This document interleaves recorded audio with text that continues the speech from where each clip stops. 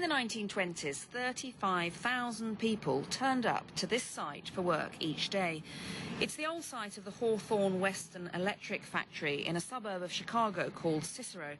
Today, the factory, which made telephone parts for AT&T, is long gone, and now it's a massive car park. There's lots of shops, there's lots of fast food outlets, and all that remains of the factory is a tower and one building. But what does live on is a striking finding still described in social science textbooks today and still hotly debated by academics, and it's called the Hawthorne Effect. Basically, people were saying that if you make any kind of change to a workplace or a classroom, you'll get this thing called the Hawthorne Effect, which is supposedly an improvement in performance. The Hawthorne Effect is a wonderful effect, right? Because it says in a nutshell that if you're observed, your behavior will change. And any experimentalist today knows this. It really set the foundation for the idea of empirical, field-based research. It also introduced the idea of human relations in management. Western Electric produced cable, wire, switchboards, relays, capacitors. In other words, the hundreds and thousands of components that make up an entire telephone system. The Hawthorne Works were so big that they even had their own hospital. And although the works are long gone, there is a museum all about it here at Morton College nearby. Tom Bransness is a volunteer guide here. A massive set of buildings on about 113 acres of land. They even had their own railroad so that they could ship out a lot of the telephone equipment that helped produce probably the greatest communications manufacturing company in the world at that time. And in order for Western Electric to stay on top, they had to maximise productivity. It was the heyday of the time and motion study. In 1911, Frederick Winslow Taylor had published The Principles of Scientific Management, in which he demonstrated how to optimise workers' productivity by teaching them to perform their tasks in a particular way. At the Hawthorne Works in the 1920s, management decided to see how working conditions affected productivity, and they began with changing the lighting in the so-called Illumination Studies. Would brighter or dimmer light get people working harder? Rosalie Gruero has a master's in psychology, so when she came to Morton College as a reference librarian, she already knew all about the Hawthorne Illumination Study. They increased and decreased illumination in one group. In another group, they just kept decreasing illumination. And in one group, they told the workers, we increased the light. How did that affect your productivity? And they didn't do anything, and the workers responded, oh, it's great. In each one of these studies, productivity increased.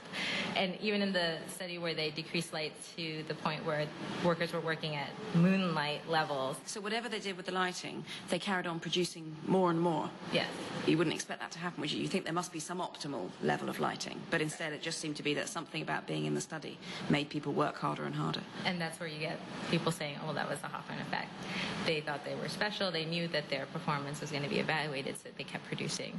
The management at Western Electric was a little frustrated because they're not getting any kind of positive results as far as illumination was concerned, so they called in the researchers from Harvard Business School to come and see what other things could be done to examine worker productivity. And the researchers from Harvard Business School kind of redefined the study to study the physical effects on monotony and fatigue. So that's why we got the relay test room. This is a good example of a switchboard from the 1920s. This would have existed during the days of the Hawthorne studies. They would have entire rooms filled with nothing but switchboards such as this. It almost looks like a very big upright piano, and there's all the little plugs that the women used to plug in to link people's calls. Yes. The women in the relay test assembly room were making relays, assembling relays. What is a relay exactly? What does it do? A relay is just a telephone component that's used in order to connect a call. All of the calls in the 1920s and even beyond that were operator-assisted. They had walls of switches, and if I'm not mistaken, those could be relays in there. I see. So you'd have banks and banks of these relays. This is why the women needed to make so many of them every So day. many of them. Yeah, there were so many phones that were coming into use that it required more and more equipment. So I think the studies were very important because the company started looking at the employees to see, well, what makes these people tick? What makes them produce? It was a beginning study in a beginning company for a brand new invention. It changed actually all of our lives, even up until this present moment. What records do you have here of the actual studies that took place? We have the photos. It is the relay assembly test room, and you have the women at their tables and little banks of the little parts that they're putting together. And this is the picture that I remember from my textbook when they talk about the Hawthorne Works studies, and especially the work of these 5 women in this room. In April 1927, 5 women were removed from the factory floor to make relays in a separate room, where they were continuously and minutely monitored over the next 5 years. Observers recorded their speed of production, along with just about everything else, from the room's temperature and humidity to how long the women slept, what they ate, and even what they talked about. Every 6 weeks, the company doctor examined them, and every so often, certain aspects of their working day were altered. There had never been such a detailed and long-lasting study of workers and their workplace, and certainly not one that got so personal. Operator 1. She is of average height and very slender, has brown hair and regular features, and is neat and attractive in appearance. Though only average in speed, her fingers are small and dexterous, and if motivated by the dynamic ambition to earn money which urges Operator 2, possibly she would turn out relays much faster than she does. She is imitative, both in conversation and action. Her comments seem singularly pointless. Like most workers at Hawthorne, they were first or second generation immigrants. 3 were Polish, 1 Norwegian, and 1 was from an Italian family. For 5 years or more, Operator 2 has gone with an Italian boy, X, a truck driver, and it is accepted among the family and friends that someday they will marry. Her eagerness to increase earnings and her nimble fingers probably account for her very high output. After they gave the women 2 5-minute breaks a day, their productivity went up. Not much of a surprise there.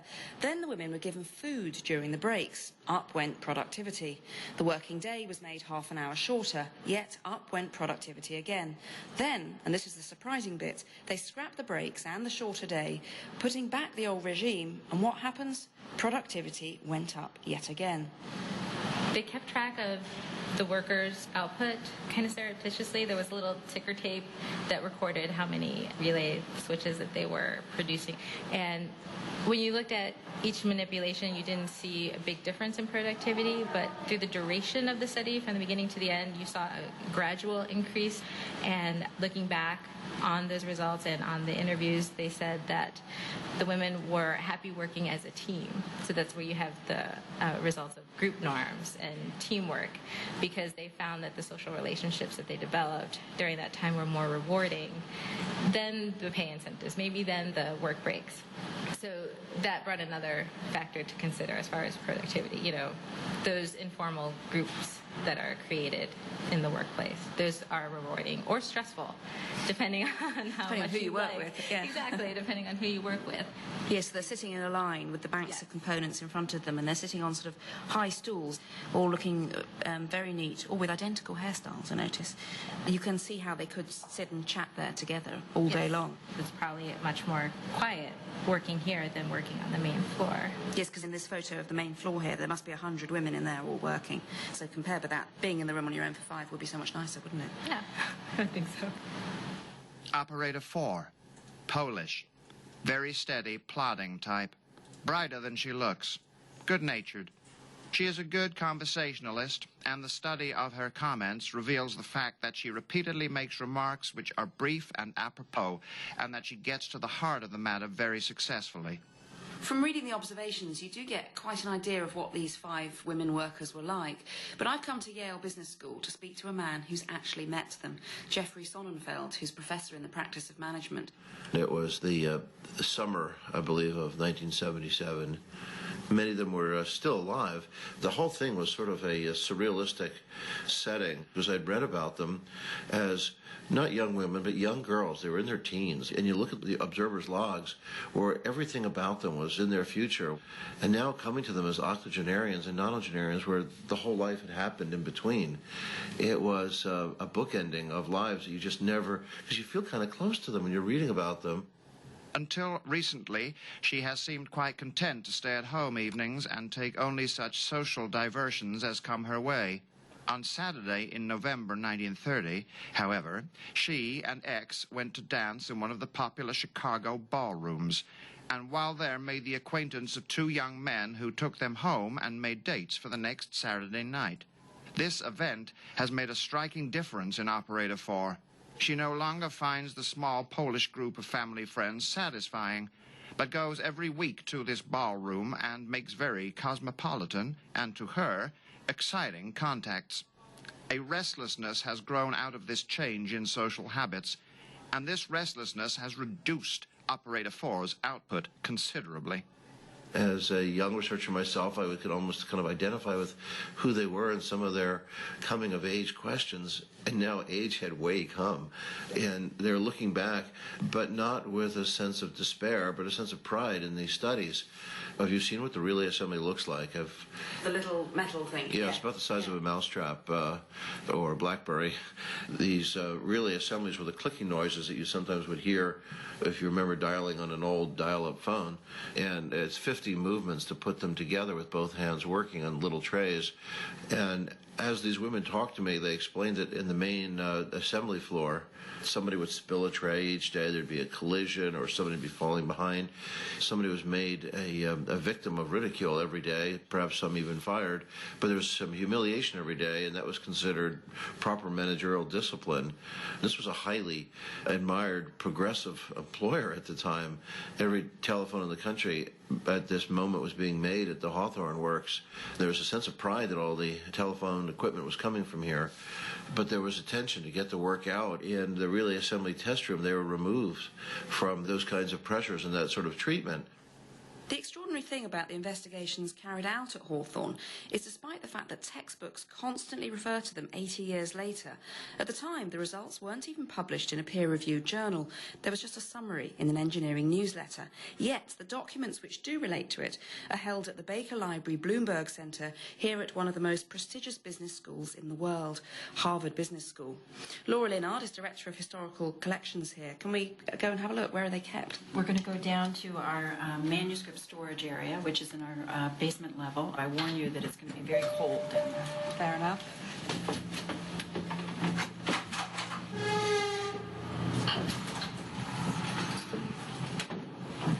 So it has to be kept cold to keep all the papers safe. Is this the best way of keeping them? That's right. So it's 60 degrees.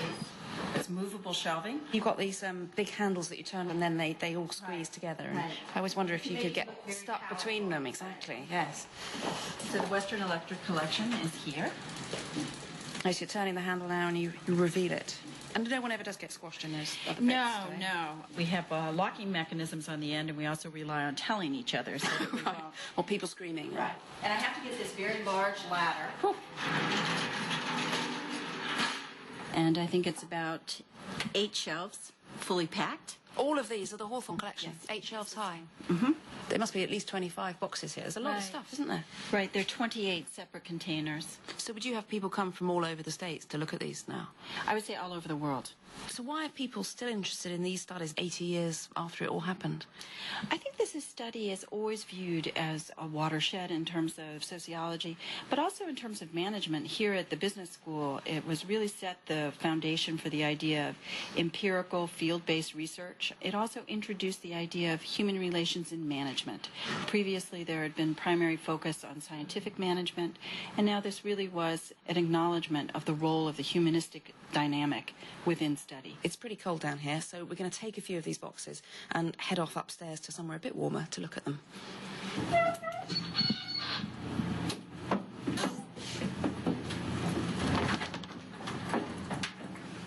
So the collection includes many of these interviews with a whole cast of different workers, and then specifically the women that worked in the relay room. where their interviews were much longer and went on for a much longer period of time, so the relay assembly room interviews.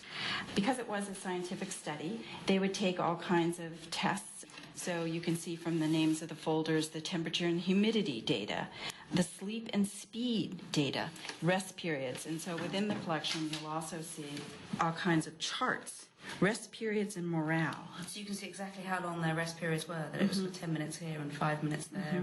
And do these boxes reflect the fact that they changed 2 of the women over? Sometimes one of the criticisms is that it wasn't the same 5 women who were followed and that a couple of them weren't working hard enough and were replaced. Could you tell that from the raw data? I'm not sure whether you would really be able to tell that because they're always going to keep using those numbers. So then if they rotated someone in or out, you would have to know at that point that... It's numbers, not names. That's right. Operator 3, Polish. Her output seems to reflect her mental states clearly. She seems to be dominated by her moods. These moods are often buoyant. Doubtless the reason why Operator 3 is so buoyant in the face of a depressing home life is that her attitudes and interests are wholly superficial. She is superstitious. She attends church regularly and has been known to go directly from late Saturday night dance to early Sunday Mass. There are many things that come out of this, but essentially that really it's that level of attention that's given, not necessarily the changing of lights, et cetera, et cetera. It's really that focused attention, and that increases productivity. But does it? Despite this wealth of minute data, the Hawthorne studies have attracted considerable criticism. Lee Ross is Professor of Social Psychology at Stanford University. Really, there's 2 different Hawthorne studies. So the first one, and the one that gave rise to the notion of a Hawthorne effect, was an innocuous enough study where they were looking at the effects of heightening or lowering the level of illumination. And the finding was that when they made the lights brighter, people were more productive, but then when they made the lights dimmer, that also made them more productive. Then the more famous Hawthorne effect, and the one that in some ways became infamous, was one using a very small number of subjects. And I think the interpretation of that study as yet another demonstration that all interventions work has been pretty thoroughly debunked. Certainly more leftist-oriented critics pointed out the realities. The study was done during the Depression. People had a tremendous desire to retain their jobs. They were well aware that there was pressure on them to keep upping their level of productivity. So the study is basically a fraud at one level. It certainly didn't prove that people were these kind of docile, childlike figures who craved attention, and as long as they got attention, they would jump through hoops. But the larger notion, which is that people who are subject to intervention have their own goals and motives and respond accordingly, and that is an important fact in research. And the Hawthorne studies are a reminder of that. There have been lots of criticisms of the Hawthorne studies because of the problems with the way they were done, that 2 of the women were replaced for not being fast enough, so you're changing your subjects partway through the experiment. Well, you know, that's another major mistake that these women corrected for me. The 2 that were replaced wanted out of the studies. They just didn't want the constant observation, and it was fully voluntary. They were not driven out. They also weren't very popular with the others in the group. There's a certain camaraderie that was building, and one of them was more of an isolate, and one of them just didn't want the scrutiny. But even if they weren't thrown out for being slower, 2 of them still did go, but they carry on being written down in the records, you know, participant 1, 2, 3, 4, 5, as if it's the same people, which then... Because they relabeled it was somewhat sloppy methodology, but splitting hairs in terms of the bigger picture of what the learning was. So what do you think we can learn from the Hawthorne effect? Is it saying that behaviour will change just because of being studied? The real learning is that the human being is not an appendage to the machine, and that wasn't the way people were thinking at the time. Academics are still arguing in journals today about what did and didn't happen in the Hawthorne experiments. But Michelle Onteby, Assistant Professor of Organisational Behaviour here at Harvard Business School, believes that despite disagreements over the details, the Hawthorne studies have had an impact on the field. So let's be clear. They haven't had an impact because of the way they were designed, right? The methods are often flawed. They haven't had an impact because of the novelty of the setting. There were tons of studies at that time in industrial environments. I think the impact was linked to the fact that for the first time, there was a different vision for work. Work was considered to be part of a social system, and that system was surfaced via the interviews and the lives of the people they were interviewing. In spite of impatient outbursts, she is really anxious to have people like her and appreciative of friendship. Her features and complexion are not especially good, but her hair and her small, well-proportioned figure constitute her most attractive physical qualifications. In many ways, these extraordinary observations tell us more about the observer than they do the women whose lives he so minutely dissected. Operator 5 is the only one who is married. This operator seems to be the most content of any of the girls in the relay test room. There is a look of quiet happiness in her eyes that makes it a pleasure to talk with her. She seldom speaks unless spoken to. However, she is not timid and will not be imposed upon. Perhaps today there'd be great concern about privacy invasion and things, but they had their anonymity. And did they talk fondly of the time that they worked there? Yeah, they did. They were sorry that the studies ended. That had been a special moment in their careers, and as their grandchildren and others would read about the Hawthorne studies and books and things, they were hugely proud that that was them. In fact, the 5 women became minor celebrities at the factory. Because of them, everyone else got breaks. But as a result of the Wall Street crash in 1929, within 3 years, 1 in 10 US telephones had been disconnected. Western Electric had to lay off 80% of their workforce, including all but one of the women from the test room. The studies came to an end, but the idea of the Hawthorne effect was to live on and on. Their concern was output. They wanted to figure out how to produce more in a better way. And they didn't know at that time that a better way meant paying more attention to their workforce. It's kind of an extremely powerful finding from just these 5, 6, 7 women in a room. Nowadays, or even then, you'd expect a sample of more than 5 people before you go around saying there's some robust effect that we need to take account of. You would rather, wouldn't you? And that's one of the first things that we teach undergraduate psychology students. You can't generalise a finding from a very small number of subjects. But with this so-called Hawthorne effect, somehow that has happened. Mecca Chiesa is a lecturer in learning disabilities at the University of Kent. While the Hawthorne studies might have marked a shift in management style, it's difficult to pin down precisely what the Hawthorne effect has been elsewhere. Together with Sandy Hobbs of the University of Paisley, Mecca sampled over 200 books published between 1953 and 2003. They discovered an astonishingly broad range of uses for the term Hawthorne effect. Every textbook had a different definition, and some textbooks had 2 different definitions in 2 different places. Everybody thinks they know what the Hawthorne effect is, but when you go looking for the definition, you come away a very, very puzzled person. What is the range of definitions? It can be attributed to environmental factors, things that are changed in the environment of the behaving person. It can be attributed to something that's going on inside the person whose behaviour is being measured, knowing that one is being studied. It can be attributed to social aspects of the relationships between the researchers and the participants, or between the participants and the participants. So really it can be anything to do with knowing you're in a study, or the fact that you're in a study, or the fact that things are being changed. Mm-hmm. It appears to be that productivity or rates of behaviour increase. That appears to be what happens. What that increase is attributed to is virtually anything. There have been lots of critics of the Hawthorne studies themselves, saying that there's all sorts of methodological problems with what they actually did.